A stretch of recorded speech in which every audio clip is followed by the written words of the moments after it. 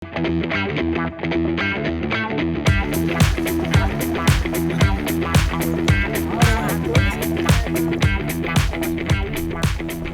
udah siap? Sekarang kita mulai ya Pak. 3, 2, 1. Kita duluan ya. Terus Pak, terus Pak.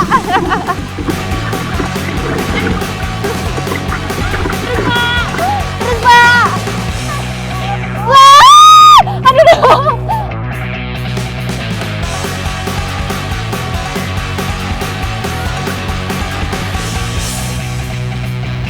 Balap perahu ini bukan hanya ajang kompetisi, melainkan wujud kekompakan masyarakat. Balap perahu di sini bukan juga hal yang mudah. Banyaknya eceng gondok yang tersebar di rawa pening menghalangi laju perahu. Yeay, menang. Aduh, namanya di rawa. Jadi anginnya tuh kenceng, jadi nggak beraturan ya Pak ya. Kapalnya tuh ada yang arahnya ke sana, ke sana. Ini kita yang nyampe garis finish itu cuma 2 kapal. Yang lainnya pada ke sana ya Pak? Nggak tahu kemana.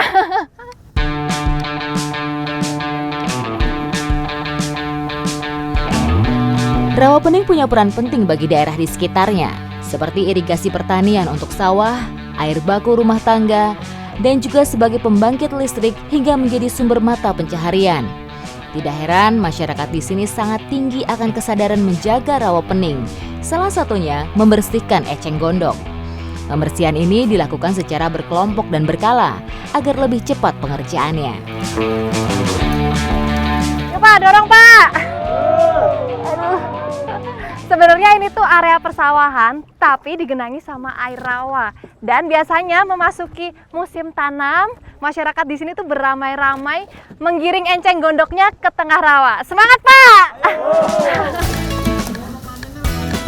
Tingginya pertumbuhan dan perkembangan eceng gondok disebabkan karena banyaknya nutrisi yang terkandung di dalam air danau. Jika dibiarkan terlalu lama, eceng gondok akan menutupi seluruh permukaan rawa dan menyebabkan pendangkalan. Bahkan dikhawatirkan dapat menurunkan kualitas air. Selain eceng gondok, ada tanaman air lainnya yang tumbuh di sini, teratai. Saat pembersihan, ada saja warga yang mengambilnya untuk dibawa pulang. Mas, ini tanamannya mau diapain? Dimasak, Mbak. Oh, jadi selain enceng gondok yang tumbuh subur di sini, tanaman teratai juga tumbuh subur di sini ya Mas ya? Iya, Pak. Dan ini Masnya katanya cari mau untuk dimasak. Emang bisa dimasak Mas? Bisa, Mbak. Apanya? Ini ya, Mbak, katanya.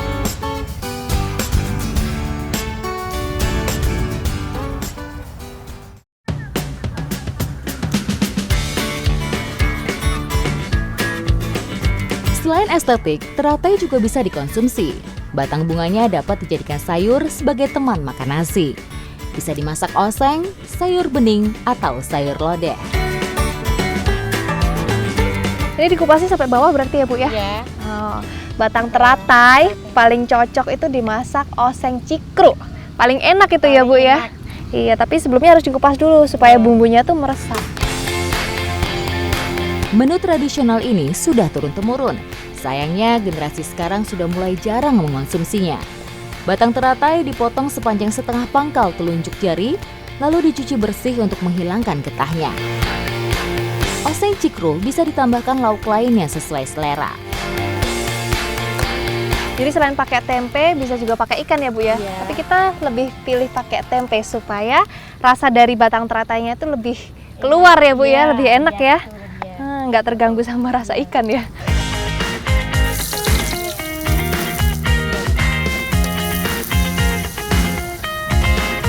Terakhir masukin cikrunya ya Bu ya? Iya. Nih, masukinnya terakhir supaya nggak begitu layu ya Bu ya? Nggak layu. Nah, karena kan dalamnya tuh, Biar seger. dalamnya kempes ini. Iya. Tidak butuh waktu lama. Perubahan warna pada batang pertanda cikru sudah matang dan siap disantap.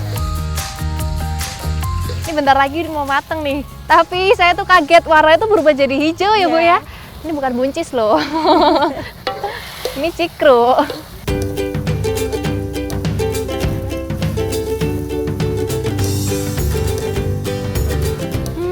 Aromanya tuh sedep banget. Udah mateng ya Bu ya? Udah. Saya udah penasaran sama rasanya. Yuk Bu, Enak ini. Kita makan-makan.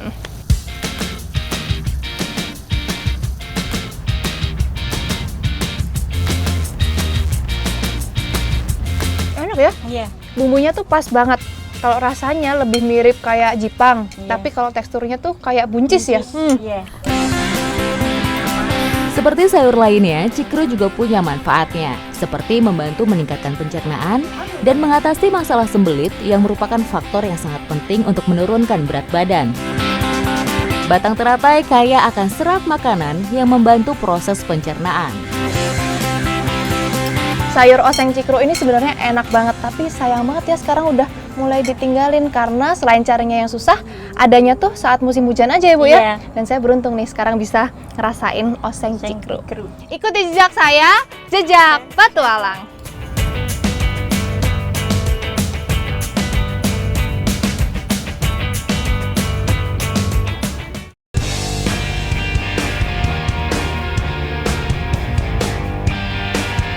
Sebagai danau semi alami, Rawa Pening juga menjadi habitat berbagai jenis ikan air tawar.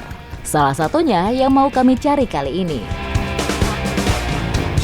Kondisi air di Rawa Pening baru pasang, itu artinya waktu yang tepat untuk berburu belut. Gimana keseruannya? Ikuti jejak saya, jejak petualang. Sama seperti teknik memancing lainnya, butuh umpan yang jitu untuk bisa mendapat belut dalam lubangnya. Kalau urak-urak itu biasanya umpannya pakai cacing, kalau enggak kodok kecil ya. Ya. Cacing ini aromanya amis ya. Amis. Nah, jadinya dia suka sama ini. Harusnya dapat nih kita Mas ya. Iya. Oh ini ada yang satu Ada. nih. Oh, aduh, apa ini ada durinya? Mana sih ini? Ini. Oh iya, besar ya Mas ya Nah. lubangnya ya. Itu kan bekas lubang tikus. Oh. Jadi gede lubangnya. Tikusnya udah pergi karena airnya naik, makanya ditinggalin sama belutnya. Berarti tuh lubangnya tuh adanya di antara permukaan air sama dataran ya Mas? Iya. Jadi dia nggak mungkin di dalam air. Enggak. Kalau di atas air nggak juga? Enggak juga. Sarang terlalu ular jauh. kali ya? Sarang ular. Ngurek adalah sebutan untuk bisa memancing belut.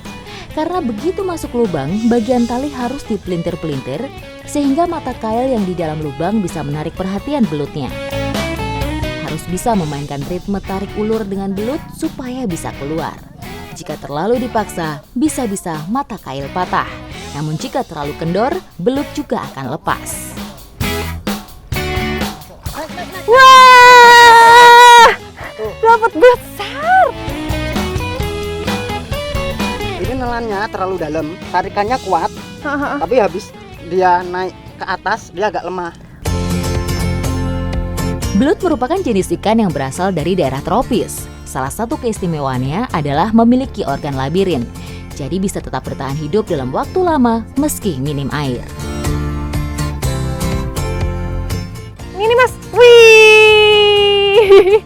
Kalau ukurannya kecil gini lebih baik dirilis ya Mas Iya, ya? nanti Karena masih terlalu kecil. Kita ambil yang besar-besarnya aja ya. Masyarakat sekitar Rawa Pening sudah cukup selektif dalam berburu belut. Hanya yang berbobot lebih dari 300 gram saja yang diambil untuk dikonsumsi ataupun dijual. Wih, ada cangkang keongnya Mas ya? Ya. Nah, biasanya kalau ada cangkang keongnya, di dalamnya tuh ada belutnya ya Mas ya. Karena belut itu biasanya makan hewan renik. Ikan tanpa sirip ini sangat menyukai lumpur sebagai media hidup dan mencari makan. Secara alami, dalam lumpur mengandung banyak bahan organik untuk pertumbuhan binatang renik yang merupakan makanan alami belut.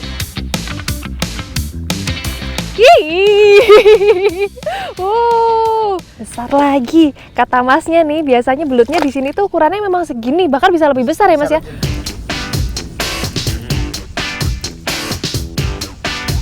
Dia tuh kalau ditarik ke atas, belutnya tuh narik lagi ke bawah. Tapi ini talinya nggak boleh kendor. Itu yang susah ya Mas. Wih, aduh kecil. Saya tuh hampir nggak bisa membedakan mana belutnya yang besar atau yang kecil, kecuali dia udah diangkat gini. Kalau masih di dalam itu susah membedain ya, karena tarikannya sama-sama kuat. Ini karena kecil, kita rilis lagi ya. Wah, ya lepas. Ya udahlah, emang mau dirilis ya Mas. Ini kita udah dapat hampir 1 kilo. Enaknya dimasak ya Mas ya. Mantap. Oke, ikuti jejak saya, jejak petualang. Ayo Mas.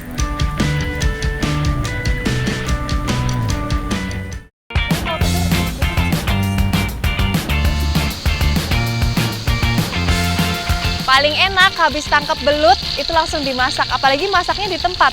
Kita cari belutnya cuma di sini, masaknya di sini ya Bu ya. Ya. Enak banget nih sambil menikmati pemandangan yang ada di belakang tuh. Belut hasil tangkapan kali ini hendak kami olah menjadi pecak belut. Untuk masak pecak, belut terlebih dulu harus digoreng sampai kering supaya tidak hancur dagingnya. Sembari nunggu belutnya kering, bumbu-bumbu masak seperti bawang merah dan putih, kemiri, cabai terlebih dulu harus dihaluskan. Bumbu yang sudah halus harus ditumis dulu supaya matang dan memancing rasa keluar. Pecak kalau ini sedikit berbeda karena tambahan santan, jadi pasti lebih gurih dan sedap nantinya. Nih, cabai hijau sama tomatnya ditaruhnya terakhir karena supaya nggak layu ya Bu ya. Kalau dimakan tuh tetap enak, keraus-keraus ya. Beruntung sekali saya bisa menikmati hidangan mewah ini. Belut atau di Jepang terkenal dengan nama unagi merupakan salah satu sajian ikan dengan harga tinggi di kawasan Asia Timur. Per 100 gram harganya bisa mencapai lebih dari Rp100.000. Belut bumbu pecak. Tuh, gede ya dagingnya ya. Dagingnya tuh tebel, iya bumbunya pedas dan gurih. Mantep nih Bu. Dalam daging ikan tanpa sisik ini terdapat omega 2, 3, dan 6, serta protein, vitamin A, B, dan C, zat besi, serta masih banyak lagi. Selain rasanya yang nikmat dan bisa mengenyangkan perut, belut bumbu pecah ini juga bagus buat kesehatan tulang saya. Kandungan fosfor di dalamnya cukup tinggi untuk menghindarkan saya dari resiko tulang keropos.